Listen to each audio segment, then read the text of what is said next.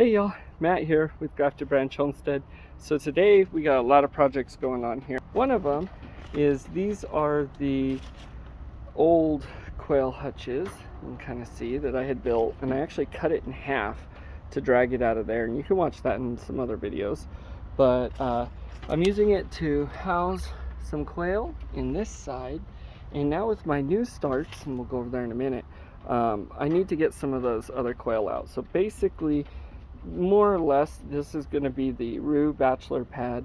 This is going to end up being the cage where I can keep them until I can cull them, until I have that time.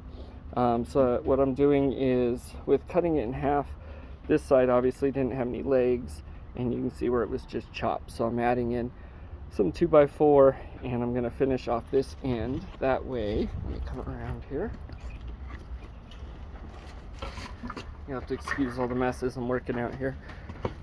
That way I can use this other quail cage just like this one here. So I'll add a piece of sheet metal to the top there, and we're going to add in some stands, and this will just kind of be temporary housing until I can call them. It does have a sandbox in there, so even though I'm keeping them temporary housed in there, they'll still have some good digs. And then this will be the Roo bachelor pad. So now this cage needs to be cleaned every day. These little brooders get very dirty, so you'll have to excuse that. The reason I haven't cleaned it yet last night or this morning is because these guys are going to go into this cage that I'm going to clean out. I have 3 little quail in here that are actually, this was my old, I was keeping them to cull. I'm actually waiting on some new shears to come in. So as soon as those do, we'll do a culling.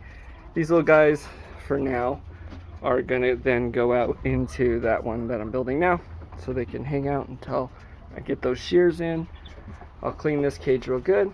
These little guys are gonna go in there, and I only have 4 of them. That's all that hatched, but that's all right. Excuse me. They'll go up top there, and then now within a couple days here this week, my little blue Celadon eggs that I got from Whiskey Tango Farms, I had 15 of those eggs in the incubator. So those are going to hatch out, and I'll need to get them in this brooder and start that process again, or I need to get another cage set up for my Celadon. So a lot going on, a lot of projects. I'm going to finish up a little bit more with some of the insulation. Still too cold for the mealworm video if you're waiting on that, but we'll get to that. Anyways, stay tuned for some of the projects. Have a great day. Go out and do the things.